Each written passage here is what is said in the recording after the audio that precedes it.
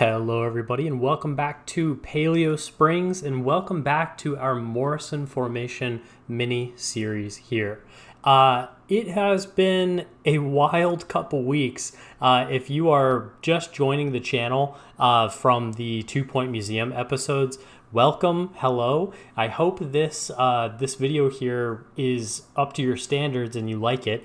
If not, then more 2 Point Museum videos will be coming out in the future, and I'll be talking more about that stuff here. But for those of you that have only been watching my Prehistoric Kingdom videos, you may not know that a couple of my videos, specifically the ones that I'll try to put on screen now, have reached thousands of views, and that is insane to me. I know that probably I'll look back on this video like a year from now and be like, oh, that's nothing, all my videos get that. But genuinely, I am blown away by the love and support that those videos have gotten, and I'm especially blown away by the amount of support that you all have continued to give me. We just surpassed 500 subscribers. That is a huge milestone, and again, I know that probably be watching this in the future and kind of laugh, but yeah, that's a huge milestone, and I really appreciate it and cannot thank you all enough. So anyway, getting into this video now, what we are building here is a habitat for the Torvosaurus. I'm probably pronouncing that wrong, but it's Torvosaurus teneri, I believe, is the exact subspecies. There is another Torvosaurus in this game, and that is a Portugal dinosaur, a dinosaur from Portugal. Oh, right, the poison for Cusco, the poison chosen specially to kill Cusco, Cusco's poison. That poison? Yes, that poison.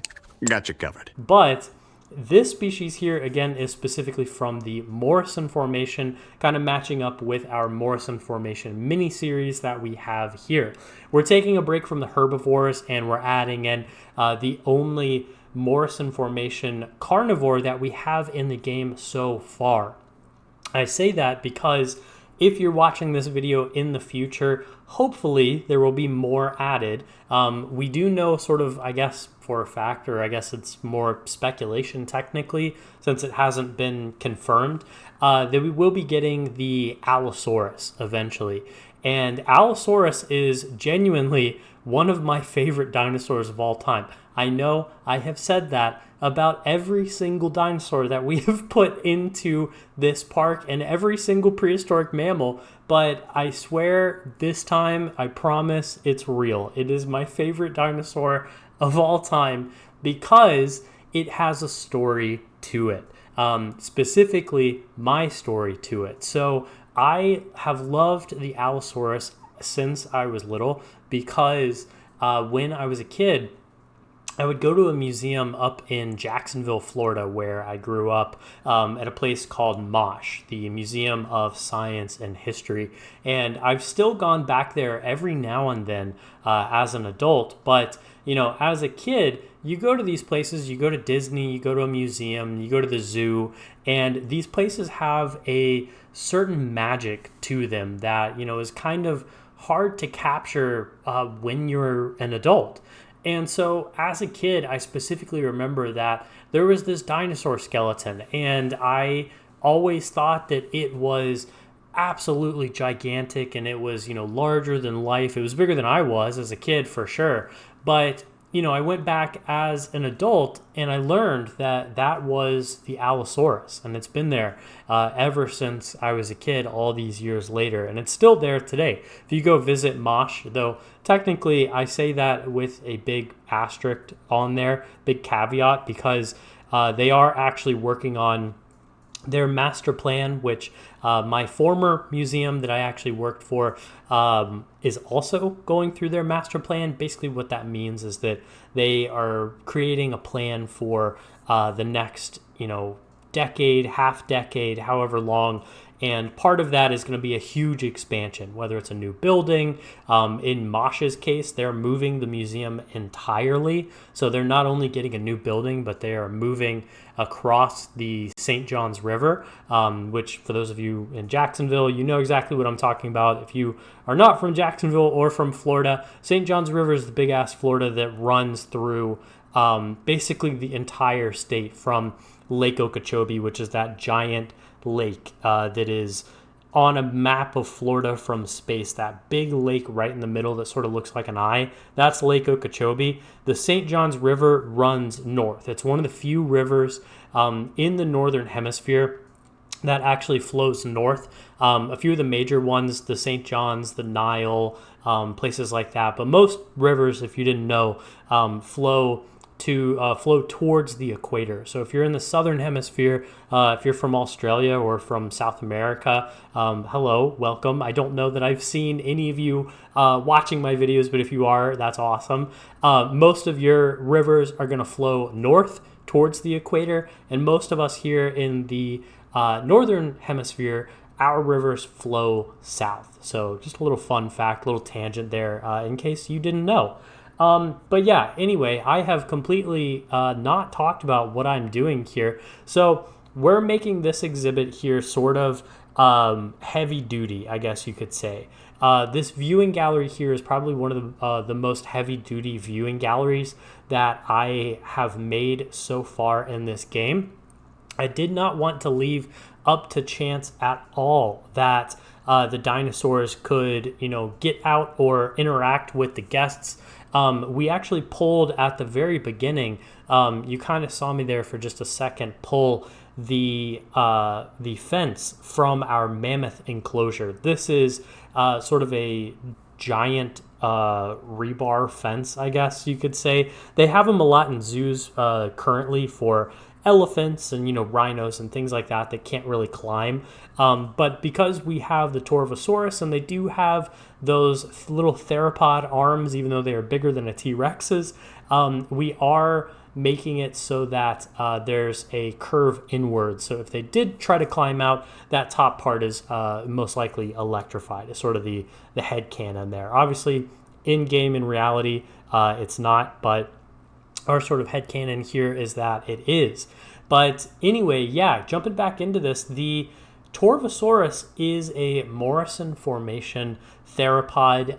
It's not the largest therapod that there was at this time, though it is a pretty notable one and it's a pretty big one. And those Dryosaurus that we made in the last episode would very much or very likely be prey to this guy. Now, typically, again, like I was talking about with Allosaurus earlier, the Allosaurus was a much larger theropod. It was a much, not gigantic. It wasn't as big as a T-Rex, if to your frame of reference, but it was larger in the sense of this time and this location. So the Allosaurus was very much the sort of apex predator of the Morrison Formation Jurassic. And when I say that, I mean that if it came to an Allosaurus versus a Torvosaurus, almost 8 out of 10 times, maybe 9 out of 10 times, I don't want to be entirely sure, but 8 out of 10 times, the Allosaurus would win in a fight. Now, Prehistoric Kingdom does not have combat in it currently. Again, big asterisk if you've been keeping up with this game at all. That's going to be coming soon. That'll be coming this year, and we'll do a whole thing on it. I don't believe in making the dinosaurs fight each other. I don't want to do a battle royale. I know that certain creators out there looking at you, Evo, you're going to probably do a battle royale of some sorts. But yeah, I don't believe in that. We're not going to do that here on this channel because I would much rather talk about them in the sense of that combat being a survival instinct. And, these animals would engage in combat with each other or with other species if they absolutely had to. And because this is based around a state park, this is based around an environment that is sort of at its very core, Paleo Springs is about preserving the ecosystem and preserving these animals, the memory of them, I guess you could say, by recreating them. I guess, I don't know, I'm kind of losing it here, but the very sense, the very idea of preservation in a state park, I think should be upheld, regardless of if it's this series or another series. As a Florida master naturalist, can't willingly put all of these dinosaurs into a cage match with each other. But anyway, I'll get off my soapbox here. And this right here, I talked about it in the live play when we jump into that at the end of the video. But this silhouette here of the Torvosaurus, I think might actually be one of my favorite in the game. Something about the head of the Torvosaurus, that sort of snout structure that it has, is just so intimidating and so just, delightfully carnivorous, I guess, is a couple of words that I could say to describe that. I love it. I think it's amazing here. We're fleshing out the inside now with some donation boxes, some info stands. These are up on the workshop, these donation stands. I actually, because if you've been keeping up with the channel, I actually had to reset my computer entirely a few weeks back. And so I lost pretty much everything. I saved the save file for Paleo Springs onto a separate hard drive just so I wouldn't lose all of the stuff that we created. But I didn't know that because, again, Prehistoric Kingdom doesn't have cloud saves.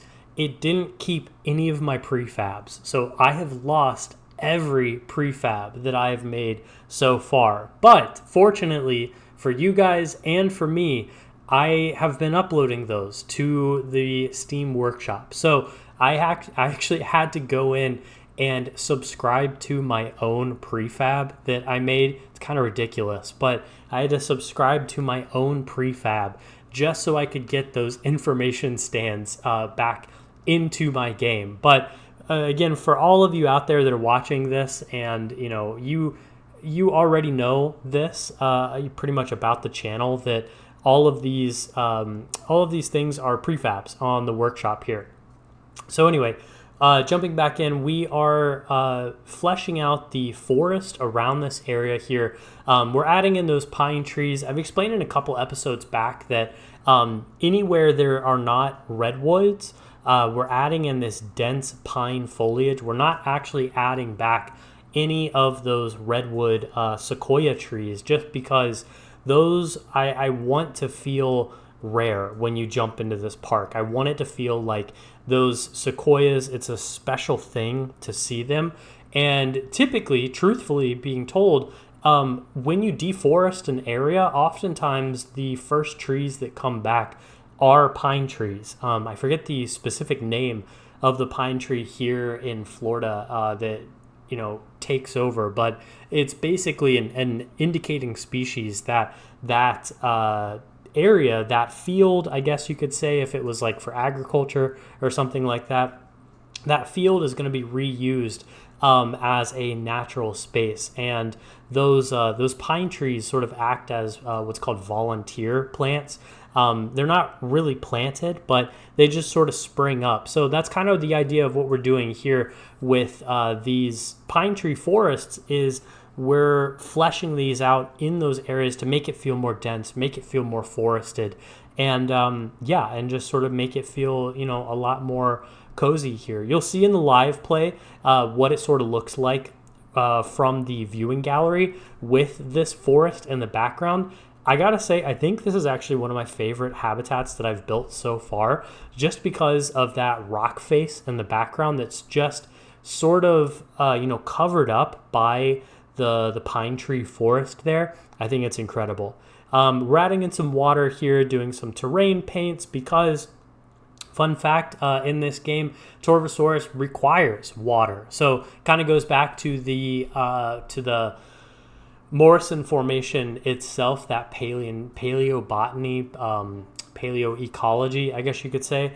of the Morrison Formation is that it was a sort of swampy area, but there was no grass. So you'll see me here painting over the grass here. If you are just watching these videos and you're just learning this, watch the Brontosaurus video. I go into a much larger explanation, but essentially grass didn't appear for millions of years into the Cretaceous.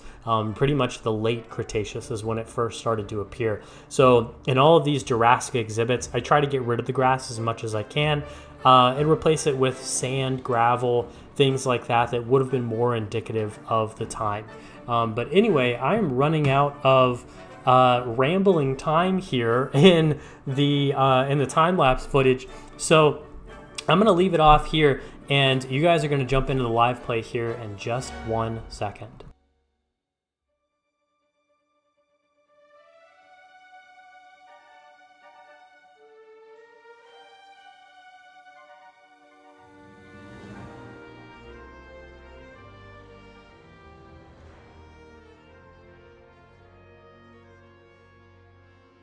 All right, so here we are back in the live play now, and I gotta say, I really love this exhibit.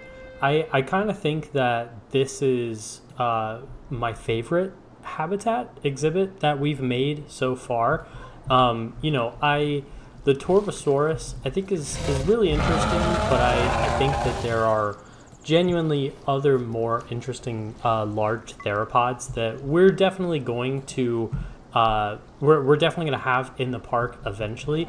But I really like how this turned out, especially with this this carving into the mountain here. Now, is this realistic for a state park? I don't know. Technically, you know, the backstory for this is that a private organization came in and bought this state park and, you know, sort of promised that they would keep it natural and all that kind of stuff. I don't know that we have achieved that, if we're kind of straying from that with this. Let me know your thoughts in the comments on if you think this is a justified addition that we could have had. Because, you know, genuinely, honestly, really the only places that are flat are like up here. And again, here again, I beg the devs, if you guys are watching this, please put in some contour lines. I cannot tell what is a slope and what is not a slope. And, you know, this path here, this was a nightmare to get up this slope here. And genuinely, the only reason that it goes off in this direction is because the pathing tools would not let me loop it around to come up here and, you know, build on that other side. So yeah, there's a really big slope here, and you know, we're gonna have to play with that as we go on into the game. But yeah, let's take a little look at this habitat here. I really like how this turned out with the sort of facade. I know it's kind of bland, kind of generic, you know, in some ways, but it gets the job done, and I really like the silhouette of the Torvosaurus here. I really like just the silhouette in general of the Torvosaurus head. I think that's really cool. And, you know, there's a lot of other larger theropods that, again, we will be adding into the park, like Spinosaurus, Spinosaurus, Tyrannosaurus, you know, Allosaurus, whenever that comes. That's another Morrison Formation dinosaur that we'll be adding in. But, you know, I think that I kind of like what the Torvosaurus has got going on. And I have never noticed this either. I also haven't really played much with the Torvosaurus in my parks. I haven't put them in that frequently, you know, when I was doing this before recording, but I have never noticed the different colorations here. I've noticed it in other species, of course, a little bit darker, a little bit lighter, but in Torvosaurus, this is the female right here, and this is the male. And it makes me wonder, is this orange yellow? Is this just the female skin, or is this just a version of this sort of normal skin that we have going on here? Because in the where is it? In the species editor, when I switch from male to female, it's maybe a little darker or a little lighter for the female and a little bit darker for the male here. And this is the skin that we used, by the way, the volcanic skin. I haven't really gone into detail about these different skins for many of the dinosaurs that we have. I did a little bit for the Brontosaurus in that episode of why I think that skin that we chose is, or well, you know, it's the only Brontosaurus skin. What am I saying? I'm talking about the Apatosaurus, but we haven't added them into the park yet officially. But yeah, we went with this skin more so because I think that the camouflaging on this is a little bit more realistic, I'll say, versus, you know, something like this. This could work in a more desert biome sort of area, but because we're kind of going for this coastal / scrubland ecosystem here, and again, we don't have any grass because in the Jurassic, when the Morrison Formation was at its height with all of these dinosaurs here, there wasn't any grass. So, I mean, we do have a couple patches here secretly, you know, that I couldn't fudge out with the painter, but that's fine. But, you know, I honestly, looking at this skin here up against these pebbles on this sand, it really sort of tells the story to me that these are hiding, and you know, that's the camouflage that we should have gone with for the Torvosaurus. But yeah, again, I really like how this turned out. The viewing gallery here, I think, is really interesting. I was initially planning on adding another viewing gallery over here. We may do that in a future episode, sort of like a lookout tower gallery to sort of like look across here. We may, again, add that in another future episode, but I genuinely was feeling kind of lazy when it came to that. But yeah, that's where I'm going to leave it off for today's video. And if you are joining me for the first time, thank you for joining me.